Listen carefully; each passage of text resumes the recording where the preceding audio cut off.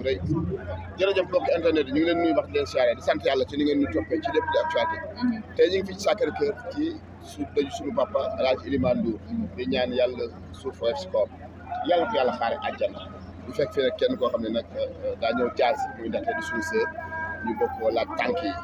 ginnaaw tànk yi nga xam ne moom la jaal relation bi am ak famille bi ndaxte ñu ngi lay nuyu di la masaw di la jaal yëpp lu waral tànk yi. di leen wax ne que tànk yi nag naqar ak tiis la parce que ki ñu ñàkk ñu ñëpp suñu maam la ku ne xam ne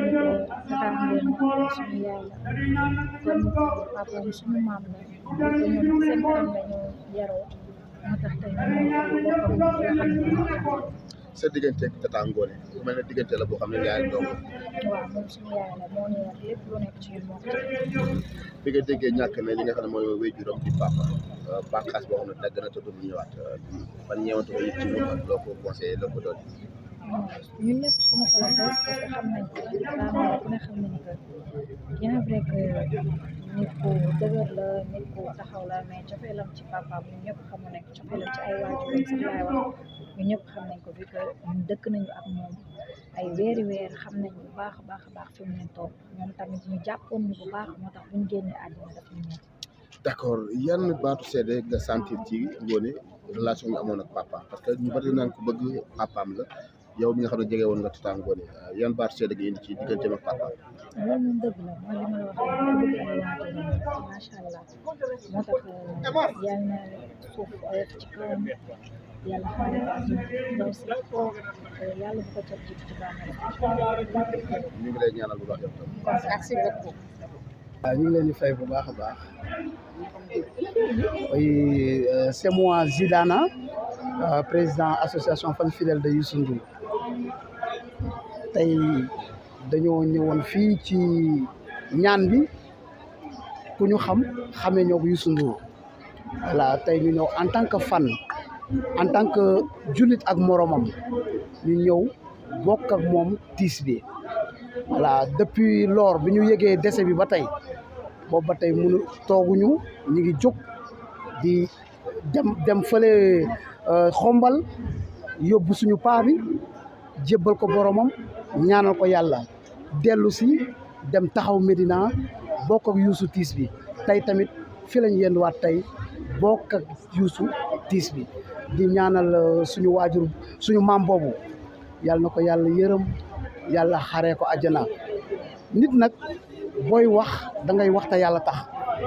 man en tant que sëtam en tant que doomu aadama tey fii ñi fi toog ñëpp ñi fi taxaw ñëpp am na lu ñu séq ak paa bi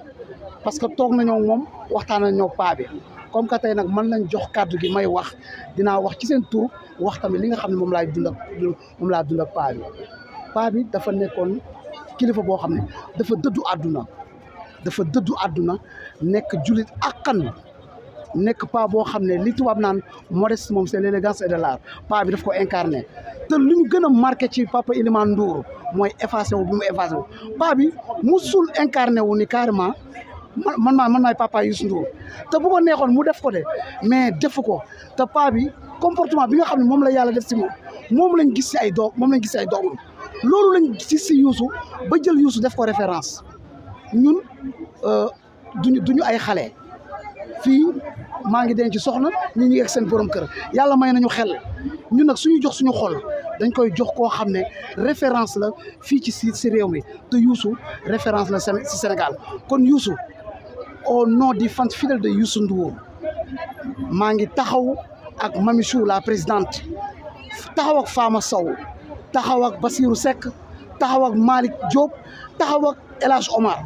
ak ñi nga xam ne ñoo nekk ci ñoo absenté Youssou association bi yëpp ñu ngi lay jaale li ñu bokk di la wax ni ñoo ngi bokk ak yow tiis bi Youssou lu la neex nañu mais lu la metti nañu franchement suñu waajur boobu yal na ko yàlla yërëm yàlla xare ko àjjana yàlla oyofal suuf si kawam yéen la presse gis nañ bi affaire bi amee ba tey gis nañ seen taxawaay pourtant mënoon ngeen téye seen i média fële de mais am na loo xam ne da ngeen ko séq ak Youssou yéen la presse sénégalais ñu ngi leen di gërëm di leen sant gis nañ seen taxawaay Youssou gis na ko ñun les fans fidèles gis nañ seen taxawaay di leen wax yàlla na leen yàlla bindal tuyaaba merci beaucoup